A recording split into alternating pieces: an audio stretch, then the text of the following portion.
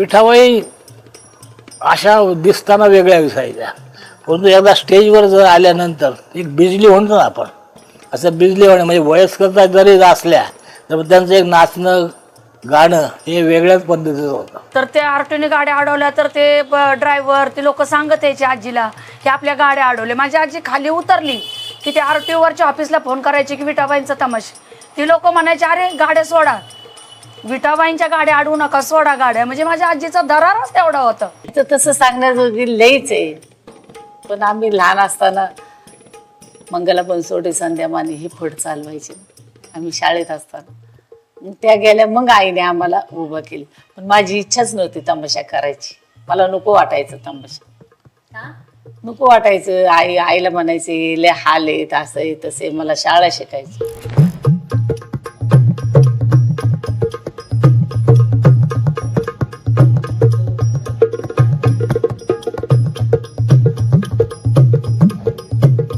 ती चांगली होती, यायची आपली भाजीपाला न्यायला.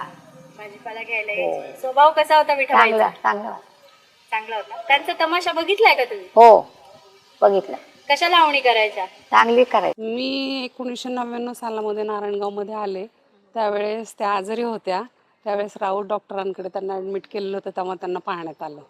पण त्या जरी आजारी होत्या तरी खूप छान लावणी वगैरे म्हणायच्या त्या. आणि त्यांच्या काळातल्या त्यांनी बऱ्याच आठवणी सांगितल्या. त्यांच्या म्हणजे कसं तमाशे चालायचे, खेडेगावामध्ये कसं वातावरण असायचं, लाईट नसायचे, अशा मग त्या आठवणी सांगायच्या त्यांच्या. विठाबाईंच्या आयुष्यावर आधारित इठा या चित्रपटाचा टीझर नुकताच प्रदर्शित झाला. मात्र या टीझरमध्ये विठाबाईंच्या नावासोबतचा मांग आणि नारायण गावकर हा उल्लेख नसल्यामुळे त्यांच्या कुटुंबियांनी आक्षेप घेतलाय. विठाबाईंची संपूर्ण ओळख जशीच्या तशी जपली जावी अशी त्यांची भूमिका आहे. विठाबाईंचं ओरिजिनल नाव सांगतो, विठाबाई भाऊ खुडे हे डॉक्युमेंटली नाव होतं, पण ते नाव कधी लावलं नाही त्यांनी. ते विठाबाई भाऊ मांग नारायणगावकर, म्हणजे विठाबाई स्वतःचं नाव, भाऊ वडिलांचं नाव, मांग जातीचं नाव आणि गावाचं नाव नारायणगावकर. म्हणजे पूर्वीच्या काळापासून भाऊ बापू मांग नारायणगावकर जसं होतं तोच वारसा विठाबाईंनी चालवला. विठाबाई भाऊ मांग नारायणगावकर लोकनाट्य तमाशा मंडळ. म्हणजे तिला स्वतःला अभिमान गावाचा होता, जातीचा होता. म्हणजे आजकाल ते पाहायला मिळत नाही, नको वाटतं. आता त्यांनी चित्रपटावाल्यांनी का ते गाळलं, का वगळलं, हे जोपर्यंत चर्चा आपण त्यांच्याशी करत नाही, त्यांची नेमकी काय अडचण झाली बघा. शेवटी कलावंतांना गाव महत्वाचं असतं. एक वेळ त्याचं नाव नाही घेतलं तरी चालतं, पण लोक गावामधून तो ओळखला जाऊ शकतो इथपर्यंत ते कार्य करतात. एखादा थोर कलाकार असेल किंवा एखादं कोणीतरी जास्त महत्वाचं सेलिब्रिटी असेल, त्याच्यावरती जेव्हा बायोपिक बनतो, त्याच्या जीवनावरती आधारित असणाऱ्या आत्मकथा असतील किंवा पुस्तकं असतील, याच्या थ्रू ते त्यांना ते माहिती घेतात. परंतु त्या व्यक्तीची माहिती ही त्या कुटुंबाला जास्त माहिती असते असं मला वाटतं. त्यामुळे कुटुंबाला अप्रोच केलं गेलं पाहिजे आणि कुटुंबाकडूनच जी योग्य ती व्हॅलिड माहिती आहे ती घेतली गेली पाहिजे, जेणेकरून पिक्चरमध्ये किंवा चित्रपटामध्ये दाखवणाऱ्या ज्या गोष्टी आहेत त्या लोकांना रिलेटेबल वाटतील. पूर्ण भारत हा चित्रपट बघणार आहे. महाराष्ट्रातला कलाकार आहे तो, आणि महाराष्ट्रातील नारायणगाव मधील कलाकार आहे. तर नारायणगावची सुद्धा यामध्ये ओळख असणार आहे. नारायणगावातील व्यक्तिमत्वाचं जे ओरिजिनल लाईफस्टाईल होतं किंवा त्यांनी आयुष्यभरामध्ये काय काय स्ट्रगल केलं, हे आपण आता डिजिटल मीडियावाली लोक आहोत, तर आपण विश्वास ठेवतो तो डिजिटल मीडियावर, चित्रपटांवर. मग ते एक छाप पडून जाणार लोकांवरती की असं होतं तर असंच होतं. जातीचा उल्लेख केला, तिने जात लपवली नाही. मांग जात लावलीच, पण त्यांच्या वडिलांनी लावलीच होती. पण ज्यावेळेला माझ्या आजीचा फड ज्या टायमाला निघला होता ना, पण माझी आजी अशी लाजली नाही मी मांग आहे का काय, जात लावलीच त्यांनी ना. माझी आजी एक कलाकार म्हणून ह्या गावात आली, ती गाजले गेली म्हणून गावाचं नाव गाजले गेलं ना. पण लोक असे नाही म्हणत ना नारायणगाव. आपण जर नारायणगावची ओळख सांगायला गेलं तर लोक म्हणतात विठाबाईचं नारायणगावकर. म्हणजे प्रत्येकाच्या स्मरणात आमच्या आजीचं नाव आहे, आम्हाला अभिमान आहे त्या गोष्टीचा. विठाबाई रंगमंचावर जितक्या मोठ्या कलाकार होत्या तितक्याच त्या आपल्या कुटुंबासाठी एक मोठा आधार होत्या. आई म्हणून, कलाकार म्हणून आणि माणूस म्हणून विठाबाई कशा होत्या हे त्यांची मुलगी मालती इनामदार. माझी आई पोलिसाला सुद्धा द्यायची नाही, इन्स्पेक्टरला सुद्धा द्यायची नाही. फार मोठं तिचे लोक कदर करायचे. ते राज कपूरचा असताना मला आठवते, मी 3रीला शाळेत असताना आईने म्हटली की आता सगळं संगीत बाऱ्या फड होत्या, तिथं संगीत बाऱ्यांचा फड होता. मग काय करायचं आता, आम्हाला विचारत होते. माझी थोरली बहीण होती मंगला बनसोडे, संध्या माने. आम्ही बघायला गेलो होतो, आम्ही शाळेतनं आईचं बघायला गेलो होतो, कौतुक बघायला गेलो होतो आईचं. मग जसा संगीत बाऱ्या चालू झाल्यात आई घाबरायला लागली, आता मी काय करणार. राज कपूर तिथं समोर बसले होते, तर आम्ही 10-11 वर्षाचे असेल. राज कपूर बसले, जशी माझ्या आईने म्हटली तू गाय का नंदाच्या नारे, ही गोळून जशी म्हटली सस्या खडा टाळ्या. राज कपूरने सुद्धा फार मोठं तिचं कौतुक केलं की या वयात किती मोठा आवाज आहे तिचा, बिगर माईकची ती म्हटली. ऐक नंदाच्या नारे ग तू ग, ऐक नंदाच्या नारे तू ग, ऐक नंदाच्या नारे. काल दुपारी यमुनीच्या तीरी ग, यमुनीच्या तीरी ग जी जी जिया, धुन बाई धुतो आम्ही गवळ्याच्या नारे ग जी जी जी. 80च्या दरम्यान तर त्यांना राहायला नारायणगावात त्यांची जागा गेली होती, म्हणजे लिलावात गेली होती त्यांच्या घर. तेव्हा मग त्यांना राहायला जागा नव्हती, तर आम्ही ग्रामपंचायत होतो. आमच्या त्यावेळी LR सरपंच होते, LR वाजगी म्हणून. तर आम्ही 1 रुपया भाड्याने, वार्षिक 1 रुपया भाड्याने त्यांना ती आज ज्या ठिकाणी राहतात ती जागा त्यांना दिलेली आहे. विठाबाईचा स्वभाव एकदम म्हणजे रॉयल, कोणाशी कधी भांडण तंडण हा विषय अजिबात नाही. परंतु म्हणजे त्यांच्या याच्या काळामध्ये, म्हणजे ज्यावेळी त्या थोड्याशा वयस्कर झाल्या, तर थोडासा काळ हा थोडासा त्यांचा वाईटच गेला असं म्हणावं लागेल. तरी पण नारायणगावच्या हिशोबाने त्यांना मदत करायचं काम प्रत्येकाने त्यावेळी केलेलं आहे. संपूर्ण महाराष्ट्रभर लोकनृत्याचे, लावणीचे हे शो सादर करत असताना नारायणगावचं नाव सातत्याने उंचीवर ठेवायचं, कलाक्षेत्रातलं नाव हे उंचीवर ठेवायचं काम विठाबाई भाऊ मांग नारायणगावकर किंवा त्यांच्या कुटुंबाने, तोच वारसा आजही पुढच्या पिढीला आहे. विठाबाई अशा दिसताना वेगळ्या दिसायच्या, परंतु एकदा स्टेजवर जर आल्यानंतर एक बिजली म्हणतो ना आपण, असं बिजली होणे, म्हणजे वयस्करता जरी असल्या तर त्यांचं एक नाचणं गाणं हे वेगळ्याच पद्धतीचं होतं. म्हणजे काय असेल ते असो, परंतु स्टेजवर आल्यानंतर त्या अगदी बिजलीसारख्या नाचत असायच्या. आणि प्रेक्षकांना जे म्हणतो ना आपण की कसं कॅच करायचं हे त्यांच्या अगदी हे होतं, जे ठसके बिस्के मारणं किंवा प्रेक्षकांवर बुवा नजरेतून बाण सोडणं हे वेगळ्याच पद्धतीचं ते एक हे होतं. त्यामुळे प्रेक्षकसुद्धा इतकं दाद द्यायचे, जबरदस्त. काळ बदलला तसं लावणीचं रूपही बदलत गेलं, पण पारंपरिक लावणीची ओळख, तिची सादरीकरणाची पद्धत आणि तिचा बाज आजही अनेक ज्येष्ठ कलाकार जपण्याचा प्रयत्न करतात. नेमका हा बदल काय आहे आणि पूर्वीची लावणी अधिक समृद्ध का मानली जाते?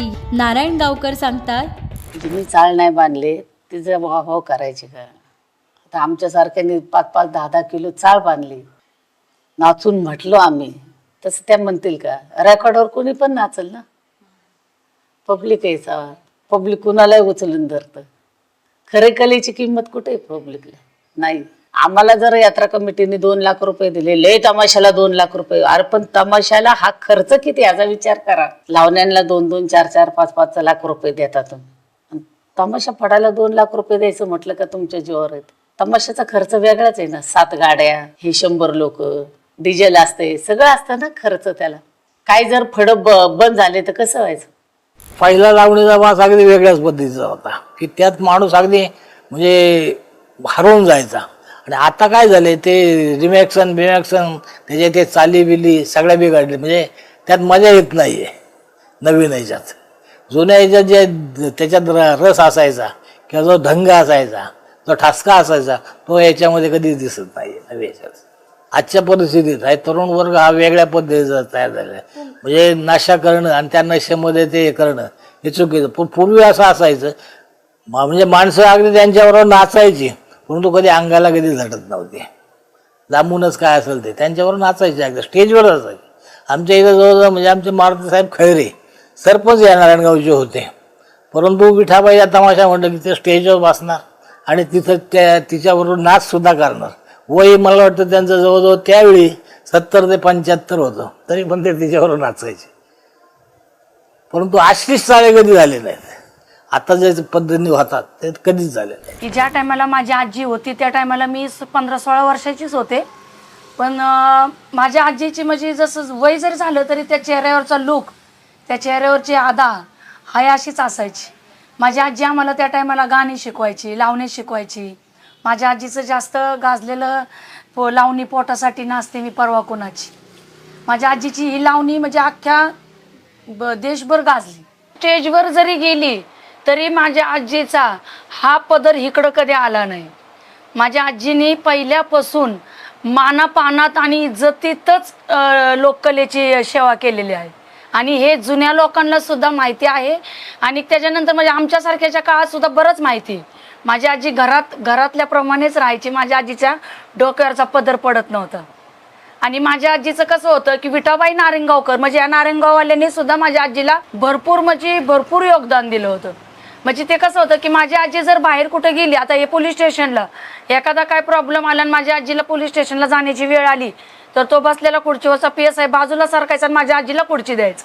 पण माझ्या आजीला खुर्ची देताना ती माझी आजी त्याला भाऊ म्हणून बोलली ना की माझ्या आजीला ओवाळणी म्हणून 2-3 हजार 4,000 रुपये द्यायचा साडीला.